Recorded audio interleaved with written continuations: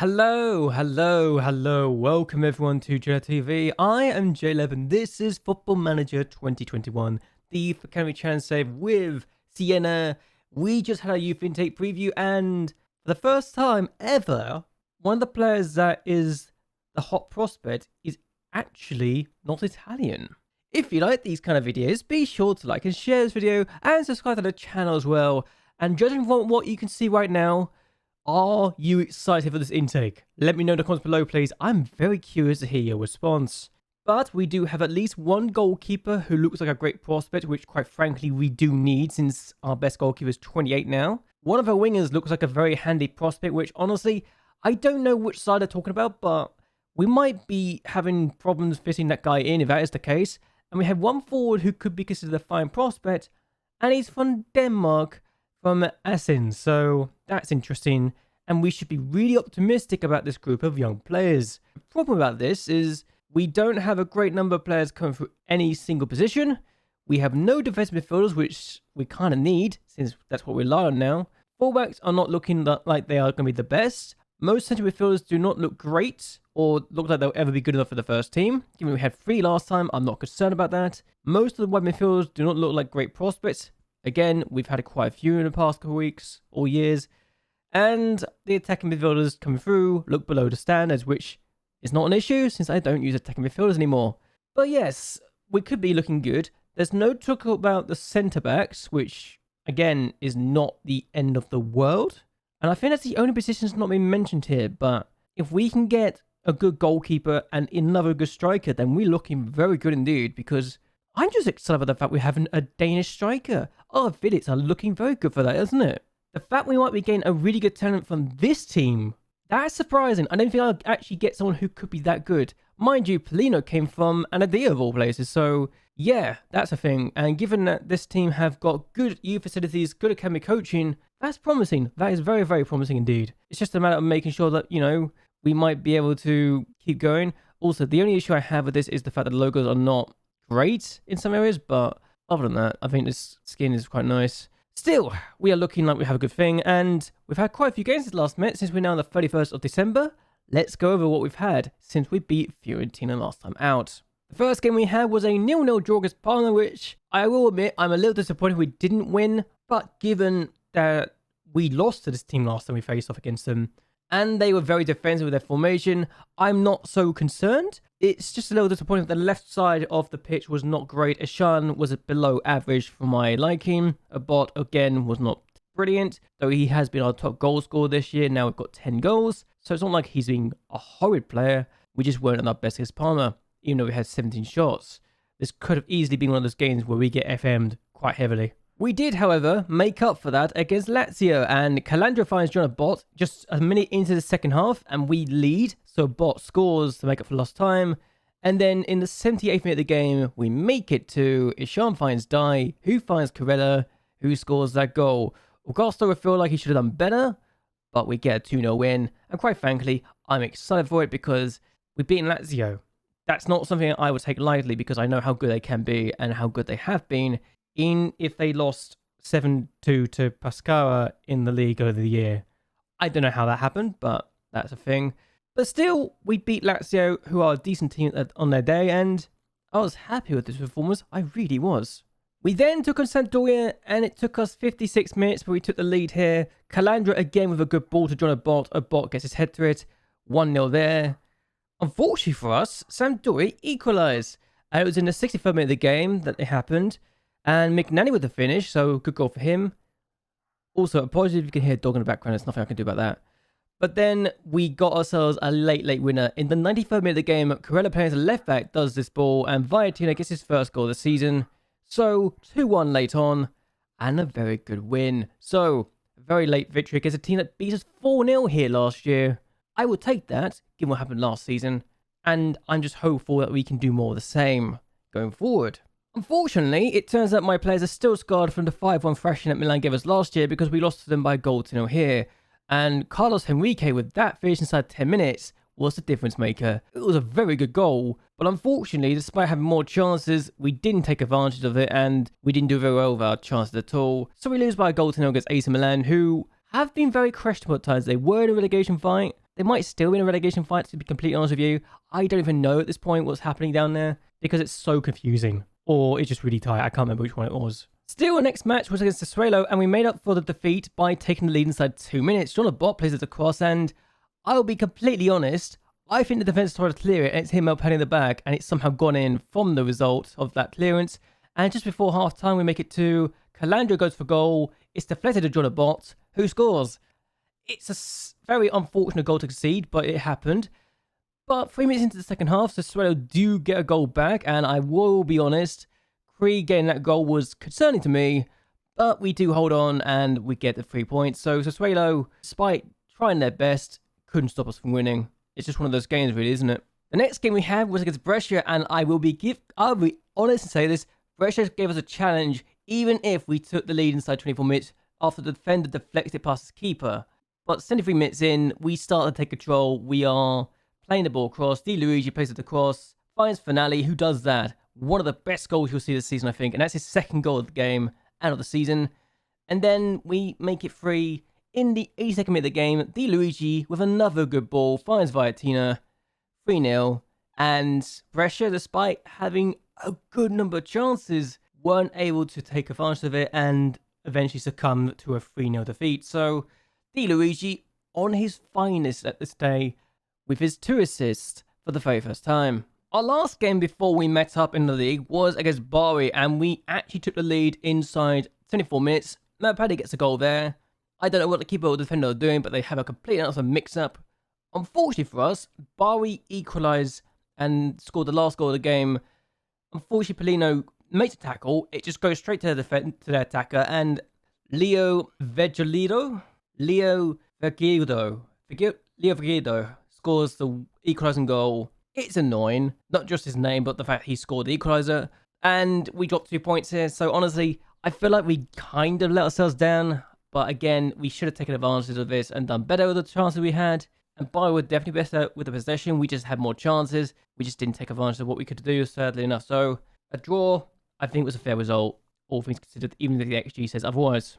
What this does for us, though, is leave us in 5th place, having played a game less than Atalanta because they dropped 7 points in the last 5 matches. What this does leave for us, though, is Atalanta ahead of us, but having played a game more after they've dropped 7 points in the last 5 matches. So not great for them. Mind you, we've also dropped 4 points in the last 5 matches, so I can't say a lot. Lazio are behind by 2 points after they dropped 7 points as well. Fiorentina have only got 1 win in the last 5, so teams around us are starting to just have moments of madness. Bari have played a game more than us, but they are also 6 points behind. Inter finally winning, but they've drawn 11 times, and I don't see Inter staying behind us for much longer because I think they're starting to find their form, even if they only lost twice and only won 3 times. I don't know why they've drawn 11 times, but it has happened. Milan just lost to Roma, and they've lost the last 2 matches, so Roma have got their second win of the season. I still think they're going to have a very difficult season to get out of the relegation zone, but it is what it is. Also, I just want to show you this because it's ridiculous what's happened here. Premier League, Chelsea after 14 games had no wins. They've suddenly got 3 wins in the last 5 matches and are looking like they could get out of the relegation zone despite having one of the worst starts I've ever seen for Chelsea. So, a little Easter egg there. I just wanted to show because I thought it was bizarre and I couldn't believe what I was seeing. Leeds are in 5th, Reading in 6th, Newcastle in 4th, Arsenal in 8th, and Chelsea just trying to get themselves relegated. Leicester and Reading are in the Championship. Yeah, that's, they are in the Championship, right? Yeah, they're in 12th place. What the hell happened to Leicester? Good lord. Yeah, I'm just confused by it. I really am. Still, we're going to take on Benevento today, who actually were at one point looking like they're going to be challenging for Europe, but now have kind of dropped off the pace. So, they're only 4 points above the drop zone. Roma are 7 points away from safety, and if Genoa beats Sampdoria, then that becomes a very much a 9-point gap from safety for them. And I don't envy Roma in this situation. They've sacked their manager, who got them 6th place last year, and suddenly we look like we could be challenging for Europe. If we win, we go to 4th place. It's as simple as that because of, the games we have in hand. And Bologna, while at top, have played a game in hand after being Parma 4-0. Napoli take on Fiorentina, which would help us if they beat Fiorentina, while Juventus take us to Sassuolo. So again, it's one of those things. Doesn't matter for me, but I would be interested to see what happens there. We are going to make some changes because injuries and suspensions have happened. Ayolu is suspended. We've only got 23 players in the squad at this point, but I don't mind that. Sochi is injured. He's back tomorrow, but I'm not going to play him today. Mapale, again, is not fully fit. Neither is Conte. Mangoni is not fully fit. Neither is Novello. Carlusi, Rossi, Lenzi. So, yeah, under 20s games might have messed up a little bit there, but the starting lineup would be this. Bertorisi in goal, Di Luigi, Polino, Brunet, and Corella in the center, in the defense positions. Yes, Corella can play there. I literally love this guy because he can play all 4 positions on the wings. I can play as a complete wingback. I will say, I know that is the case, but I don't want to do that. I mean, I could do the same for Di Luigi, but again, I don't want to do that because it's flair. Whereas Di Luigi's a natural fullback, Corella's more of a winger, but I've got a bot doing really well there, so it makes sense to avoid it. Calandra plays as the DM, even though he's naturally a box-to-box midfielder. Dai and Finale play midfield. Fiatina and a bot as the wingers. And Ivorat, despite not having the best of times as of late, is starting up front. He's got 4 goals. He hasn't scored since that brace. And if you look at his recent form, he's not actually had a very good run of form. Bresh was his best game, but other than that, he's had 6.5, 6.4, 6.6s. He's not been great. And I kind of feel like he's been a hit and miss, you know? I might actually put him on as instead of pressing forward, as a deep line forward on attack. It's a little different because he holds up the ball, takes more risk, and moves into channels, which means that we can let the other players do stuff instead of being a pressing forward where he gets further forward, moves into channels, and closes down more, tackles harder. I think we might try that just for one game, see what happens. Because it's Benevento, we can take the risk, and it's not the end of the world. So that's what we're going to do. I want to see what we can do in this game. So we've had a friendly in between the winter breaks because we had sent SEN, which is why some players are a little tired, and I'd like to admit, and why there's 8 changes being made. But it's what we're going to do. So let's see who we do against Benevento, shall we? So we have a throw, and before I say anything else, thank you for the support for the last couple of videos. It's actually really surprised me. I wasn't expecting the support I've been getting, so it's very much appreciated. I very much appreciate how excited people have been for what we've been getting up to as of late, even if we've just given the ball away to Trenti and Delbier, Cole puts it wide. So Benevento had a chance, but again, very much appreciate the support for the last couple of videos, and even if it has surprised me, I do appreciate how excited people have been for the series, so it keeps me motivated to keep doing this. And I'll be honest and say that every time I see the feedback from the videos, it always makes me feel like, okay, this is worth doing. I can do more. This is really good to do, you know? I just love it. It's the best motivation I can ever wish for, you know? They got the ball, and Benevento are 20th place in the form rating, but Ivorat on the ball here can win a penalty or go for goal himself. That's a good effort, all things considered. So Benevento have a chance from this throw. I always seem to start with either us giving the ball away or them getting the ball away. I want to actually have the ball ourselves and actually have the chance that we create ourselves, you know?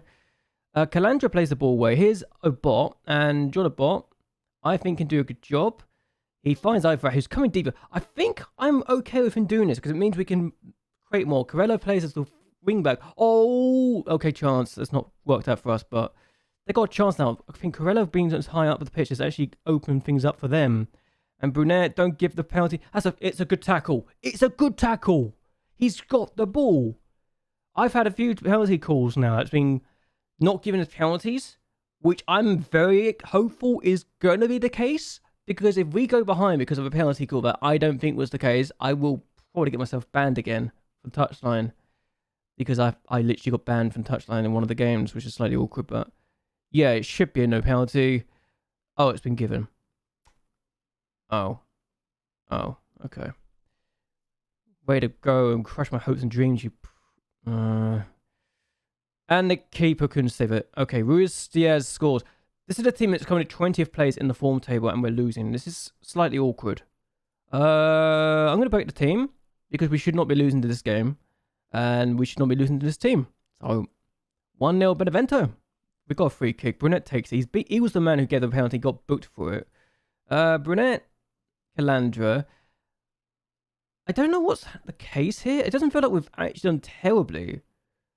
Actually, every highlight we've seen, it's been for them. I don't know why. That's one of the most stupidest balls I've ever seen them do. But okay, we should be better. I literally said before this game started, we can get away with changing the role to experiment a little bit. And it's kind of backfired, unfortunately. So we might tinker this a little bit after this highlight.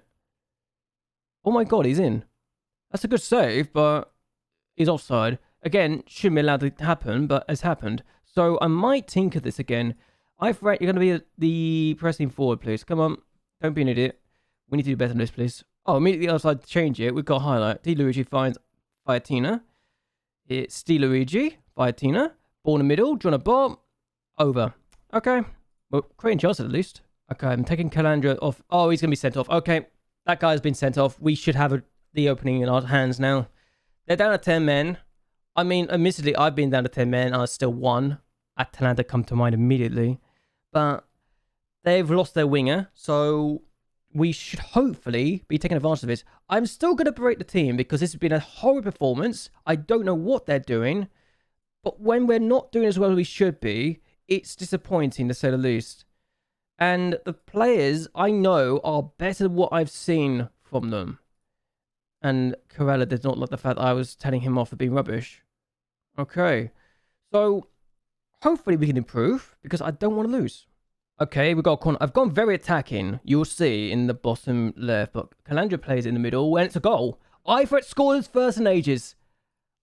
I have so much faith in the young man. He's going to improve. He's only 19, so I know he's got room to grow. And that's his 9th league goal overall for the club. And that's his 11th goal for me. Which actually is not a bad tally to have. Because quite a few players have got 11 goals. But the equalizer's there. And we now have a chance from this. We're literally staying on very attacking. Because I want to see what happens here. If we get a second goal, then very attacking is the way to go for here. Di Luigi. Or we'll go back to positive after this if we get a second goal. But Di Luigi. Die. Finale. No, Ifrit scores again. Perfect. He's literally got 2. Okay, we're changing the back to positive. So, suddenly, we've gone from 1-0 down to 2-1 in the space of, 5 minutes? Because we weren't very attacking. I'm more than happy to be positive again. Yes, they literally lost the winger, but I don't think it made a difference. Finale's hit is literally hit Ifrit in the face. Finale's shot hit Ifrit in the face. That's great. That's amazing. We've now got a goal kick. I swear, if we concede now, because I changed it back, it'll be a slightly no, but here's Corella, who we know is good. Ball forward to John Bot, who's got pace on his side. The Nigerian winger plays it. Oh, it's a hat-trick for Ifrit. Whenever Ifrit scores, he only gets 2 or 3 goals a game. He's so annoying in that regard. But he's got a hat-trick. And suddenly, we've just turned the game on its head. Didn't need to change a lot. But the extra man has worked in our favour. And that's just a simple goal. It really is. 3-1. So they've gone for a 3-3-2-1 formation, which is very interesting. They're 3-1 down. If we could see it, I'd be slightly disappointed.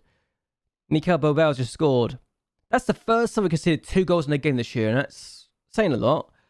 But what are we doing in this defensive situation? Who's marking him? No one's marking him. Di Luigi didn't even move. Oh my god, this might actually be going badly now. Calandra gets the ball away, and now it's Ifrit who's got a hat-trick. Oh my days, look at the pace he's showing. Ifrit, keep playing across the John Bot. Play. Yes, he's done it. He's done the move. And a bot scores. He's 11th for the season.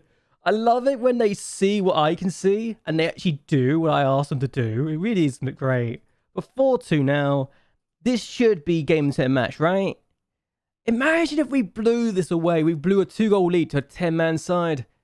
That'd be slightly embarrassing, but we shouldn't be doing it now. If he missed this, I'll be very disappointed in John Bot. I really would be. Oh my goodness, another. Why is there another highlight? Okay, maybe another highlight for us. Ifrit, 3 goals and assists today. And people wonder, and I wondered to myself, have I made the right call? Margiotta plays an inverted winger, plays across to John Bot. A bot for a chance to make it 5. He's got a second. Margiotta's got an assist. And that's actually a bot's 80th league goal and 90th goal for the club. Oh my days. John Bot might be only the 3rd ever player for me to get 100 goals. Roberto Bondi was one off from doing it, but Bot might be the next man to do it.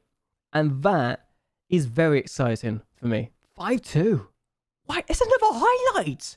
What are we doing? Are we about to destroy Benevento because we can? I feel bad now. We were losing this game, 60-something minutes into the game, and now it's 5-2? Imagine if they get a... Oh no. Imagine if they get a 3rd. Mustico? Imagine if they get a 3rd now. 20 notes, clit, it's blocked, and they do get... What has happened to our defense in this game?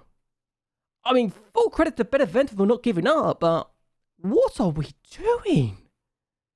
What happened to our defense today? I mean, I'd like to know what's happened here, but 5-3? Really? This could be 6. Fernandi finds Margiotta. He's going to play in the middle to Conte. It's 6. Christian Conte's now scored his first of the season. I mean, I love it, but I wish it was a 6-0, not 6-3, just so I don't feel concerned about the defense. And Margiotta has got 2 assists as well from the bench as well as an inverted winger, so he's proving to be a good... What? We've got another highlight. This is bonkers.